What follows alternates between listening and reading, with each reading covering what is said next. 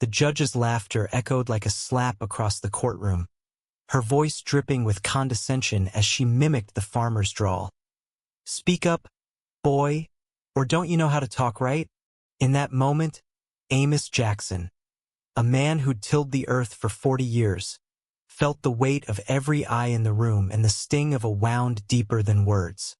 Amos stood at the witness stand, his weathered hands clutching the edges of his faded denim overalls. The air in the small Georgia courtroom was thick with humidity and tension, the kind that clung to your skin and made every breath feel heavy. He'd come here seeking justice, not humiliation. His family's farm, a 200-acre legacy passed down from his great-grandfather, was on the line. A corporate developer, backed by slick lawyers in tailored suits, had been trying to seize his land through a shady eminent domain claim. Amos had fought tooth and nail, scraping together every penny for legal fees, only to face Judge Margaret Hensley, a woman known for her sharp tongue and sharper biases. The trouble started months ago when the developer, Pinnacle Properties, claimed Amos's land was underutilized and better suited for a sprawling industrial park. They'd lowballed him with an offer he couldn't accept, not when the farm was his family's lifeblood. His great-grandfather, a freed slave, had bought that land with sweat and sacrifice in 1870. Every stalk of corn, every row of soybeans, carried the weight of that history. Amos wasn't just fighting for dirt. He was fighting for his ancestors' dreams. But Pinnacle had connections, and their lawyers were relentless. They dug up zoning violations from decades ago, ones Amos's father had never been notified of, and twisted them into a case for eminent domain. Amos hired a young attorney, Clara Thompson, fresh out of law school but fierce in her belief in justice. She'd warned him the case would be an uphill battle, especially with Judge Hensley presiding. "She's got a reputation," Clara had said, her brown eyes serious. "She doesn't take kindly to folks like you." Amos knew what she meant. He'd lived in this county his whole life, felt the sidelong glances, heard the whispers. He wasn't naive about what he was up against. The trial had been grueling. Pinnacle's lawyers painted Amos as an obstinate farmer clinging to outdated ways, blocking progress for the greater good.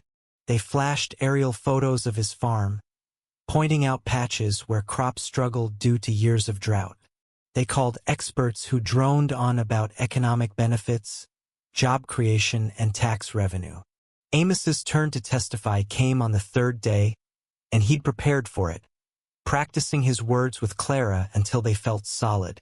He wasn't a public speaker, but he knew his truth. When he took the stand, he spoke plainly, his voice carrying the slow, rich cadence of rural Georgia. He told the court about his family's history, the land's significance, and how Pinnacle's offer wouldn't even cover a year's worth of debt. He explained the violations were a clerical error, not his doing, and how he'd been denied loans that could have modernized the farm loans Pinnacle's allies at the local bank seemed to approve for white farmers with ease. That's when Judge Hensley leaned forward, her lips curling into a smirk. "Mr. Jackson," she said, drawing out his name like it was a joke. "I'm having trouble understanding you. Could you repeat that, maybe in proper English?" A few spectators chuckled nervously. Amos's jaw tightened, but he repeated himself, slower this time, his eyes never leaving hers. The judge wasn't done. "You know, I've heard clearer speech from my gardener," she quipped, her tone sharp enough to cut glass. The courtroom stirred, a mix of gasps and stifled laughter. Clara shot up from her seat, objecting, but Hensley waved her off. "Sit down, Miss Thompson. This isn't your moment." Amos felt the heat rising in his chest, not from anger but from a deeper hurt. He'd heard that tone before decades ago, as a boy, when a store clerk mocked his mother's accent while she tried to buy groceries. He'd heard it in the bank when he applied for that loan, in the county office when he questioned the zoning violations. It was the sound of someone who saw him as less, who thought his voice, his existence, didn't belong. But Amos didn't flinch. He straightened his back, his calloused hands steady on the stand, and kept talking. He spoke of the land's history, of the community it fed, of the families who relied on his crops. He spoke of his daughter, Lena, who dreamed of taking over the farm one day. The judge's interruptions grew sharper, her mockery more blatant. "What's that you said about your people, Mr. Jackson? You mean your kind don't know how to run a business?"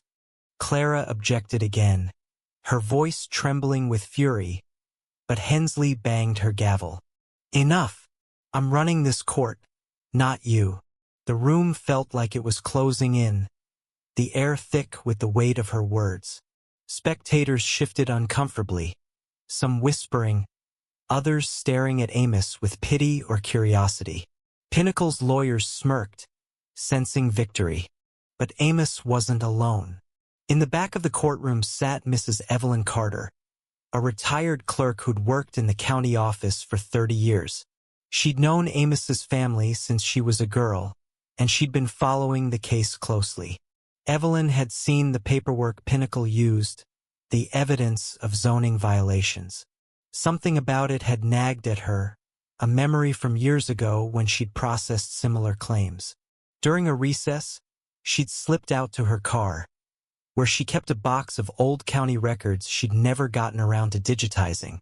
There, buried in faded files, was the truth. When the trial resumed, Clara called Evelyn to the stand as a surprise witness. The old woman walked slowly, her cane tapping the floor, but her eyes were sharp. She swore her oath and began to speak, her voice steady and clear. She explained how, in the 1980s, the county had sent out zoning notices to several farms, including Amos's. But those notices were never delivered to black farmers. Her boss at the time, a man with ties to local developers, had instructed her to lose them. "I was young, scared of losing my job," Evelyn said, her voice cracking. "I didn't question it then. I should have." The courtroom went still. Evelyn produced the original notices, yellowed but legible, showing Amos's father had never been informed of the violations Pinnacle now used against him. She also revealed a memo from the county office, signed by none other than Judge Hensley's late father, a county official at the time, directing staff to target black-owned farms for redevelopment opportunities. The implications were damning.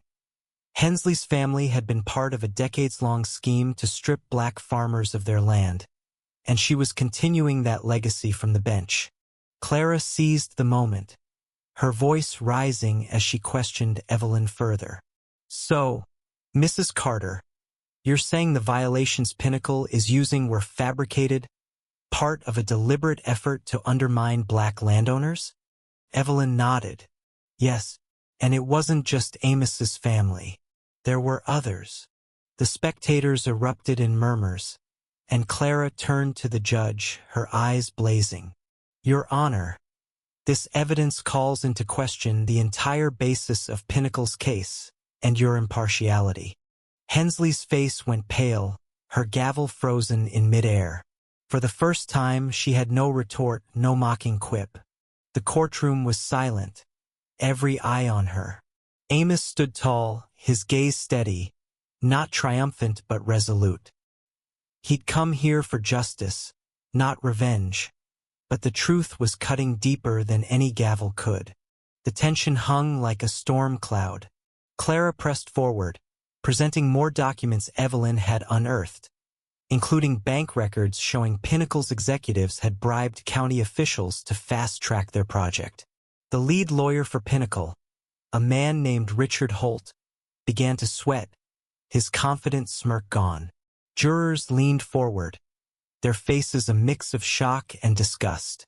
Spectators whispered furiously, some pulling out phones to record the moment, despite the bailiff's warnings. Hensley tried to regain control, banging her gavel. "Order! This is my courtroom." But her voice cracked, betraying her panic. The truth was unraveling, and with it, her authority. Clara, relentless, submitted a motion to disqualify Hensley for bias, citing her family's history and her conduct during the trial. The room held its breath as Hensley's eyes darted to the exit, as if she could escape the weight of her own words. Amos spoke again, unprompted, his voice low but carrying to every corner of the room. This land ain't just mine. It's my daughter's future. It's my people's past. You can mock how I talk, judge, but you can't mock the truth. The silence that followed was deafening. A collective realization that the man they'd underestimated was the strongest one in the room. The trial didn't end that day, but the tide had turned. Hensley's bias was laid bare, and Pinnacle's case began to crumble. Amos walked out of the courtroom with his head high, Clara at his side, while whispers of a federal investigation into Hensley and Pinnacle began to spread. The fight wasn't over, but Amos knew one thing. The truth had a way of rising, like crops after a long drought, and no amount of mockery could keep it down. The courtroom doors swung shut behind Amos, but the weight of the day clung to him like damp soil after a rain. Outside, the Georgia sun was setting, casting long shadows across the courthouse steps where a small crowd had gathered reporters, neighbors, and a few activists who'd caught wind of the trial's explosive turn. Clara walked beside him, her briefcase stuffed with the documents Evelyn had provided, her face a mix of exhaustion and determination. "This isn't over, Amos," she said, her voice low but fierce. "We've got them on the ropes now." Amos nodded, his eyes fixed on the horizon where his farm waited. He could almost smell the earth, feel the rough texture of soybean leaves between his fingers. But his mind was still in that courtroom, replaying Judge Hensley's sneer, the way her words had tried to strip him of dignity. He'd faced prejudice before countless times, in fact, but this was different. This was a system, a machine of power and privilege grinding against him. Yet today, for the first time, he'd seen it stutter. Back inside, the courtroom was in disarray. Judge Hensley had called a recess after Clara's motion to disqualify her. But the damage was done. The jurors, a mix of locals ranging from a schoolteacher to a retired mechanic, sat stone-faced, their trust in the judge shattered. Pinnacle's legal team huddled in a corner, their whispers frantic as Richard Holt barked orders into his phone. The spectators, once divided between those who saw Amos as a stubborn holdout and those who supported his fight, now buzzed with a unified outrage. Evelyn's testimony had ripped the veil off decades of corruption, and Hensley's mockery had only fanned the flames. Over the next few days, the case took on a life of its own.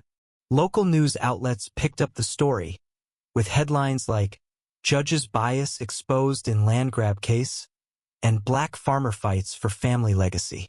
Amos's face appeared on evening broadcasts, his steady gaze and weathered hands becoming a symbol of resilience. Activists from Atlanta drove down, holding vigils outside the courthouse, their signs reading "Justice for Amos" and "Land is Legacy." Social media amplified the story, with hashtags like Amos Fights Back trending on X. Strangers began sending donations to help cover his legal fees, and Clara's small office was flooded with calls from lawyers offering pro bono support. But the attention wasn't all kind. Amos received anonymous letters, some scrawled with slurs, others warning him to know his place. One night, someone slashed the tires of his old pickup truck, leaving a brick through the windshield with a note, "Sell or else." Clara urged him to report it to the sheriff, but Amos shook his head. "Sheriff's one of them," he said quietly. "Always has been." Clara didn't argue. She'd grown up in a nearby town and knew the web of loyalties that protected men like Pinnacle's executives and, likely, Judge Hensley. The trial resumed a week later, but Hensley was no longer on the bench.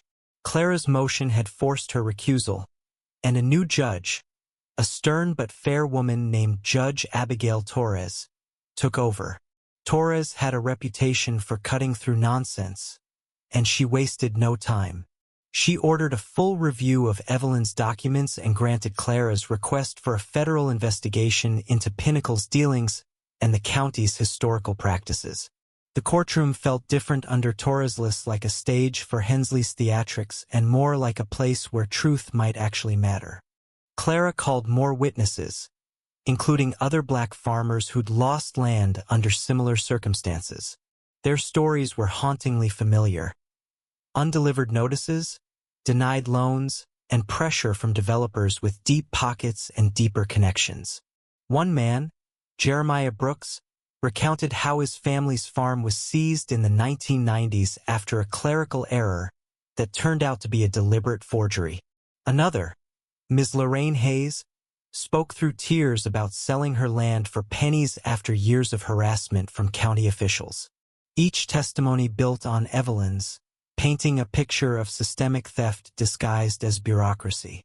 Amos listened to every word, his heart heavy but his resolve unbroken. He thought of his daughter, Lena, who was studying agriculture at Tuskegee University. She'd called him the night before, her voice crackling over the phone. "Daddy, don't let them take it," she'd said. "That's our home." Amos had promised her he wouldn't, but the weight of that promise felt heavier with each passing day. He wasn't just fighting for himself anymore, was fighting for Lena, for Jeremiah, for Lorraine, for every family whose roots had been torn up by greed. Pinnacle's lawyers tried to pivot, arguing that the historical violations were irrelevant to the current case. They claimed Amos's farm was still underutilized, and that the industrial park would bring jobs to a struggling county. But their arguments rang hollow.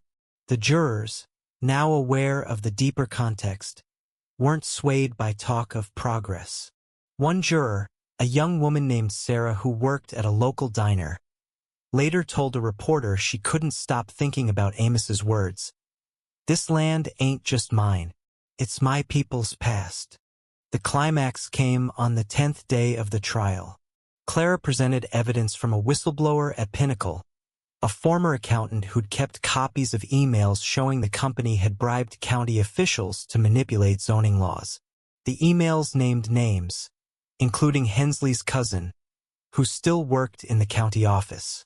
The whistleblower, a nervous man named Greg Tanner, took the stand and described how Pinnacle had targeted black farmers specifically, knowing they were less likely to have the resources to fight back.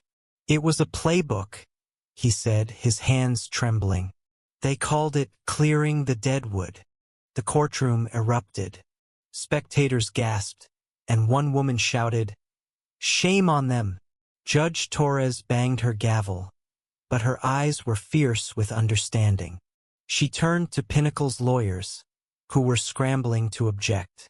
"Mr. Holt," she said, her voice like steel, "your clients have some explaining to do." Holt stammered, his face red, but he had no defense.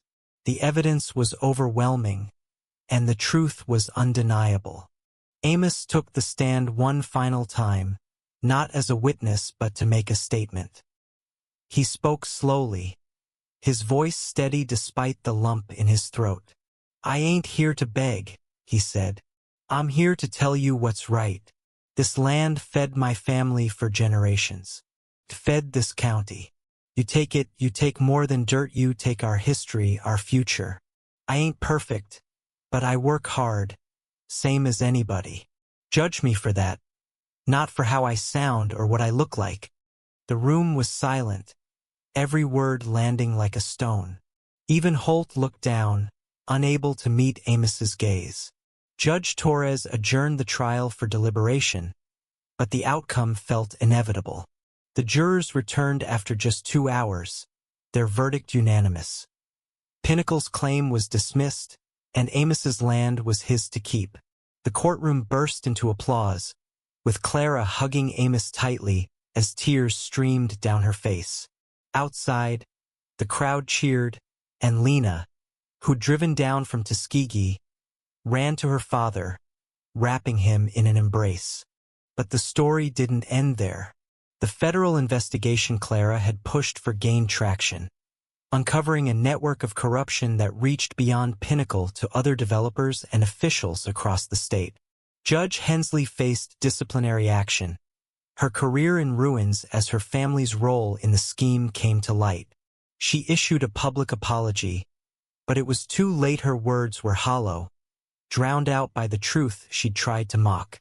Pinnacle's executives were indicted, and the company's stock plummeted as lawsuits from other farmers piled up. Amos returned to his farm, but he wasn't the same man. The trial had changed him, not because he'd won, but because he'd spoken his truth and been heard. He started a cooperative with other local farmers, black and white, to share resources and protect their land. Lena joined him during her summer breaks, her eyes bright with plans to modernize the farm while preserving its legacy. The community rallied around them, and the farm became a symbol of resistance and hope. Months later, Amos stood on his porch, watching the sun set over fields of green. He thought of his great-grandfather, who'd walked this land as a free man, and of Lena, who'd walk it after him. Justice hadn't erased the pain of Hensley's words or the years of struggle, but it had given him something more powerful, a voice. He hoped others would find theirs too. What do you think? Can one person's truth really shift a community's perspective? Or do systemic wrongs run too deep? Share your thoughts on justice, fairness, and the power of standing up.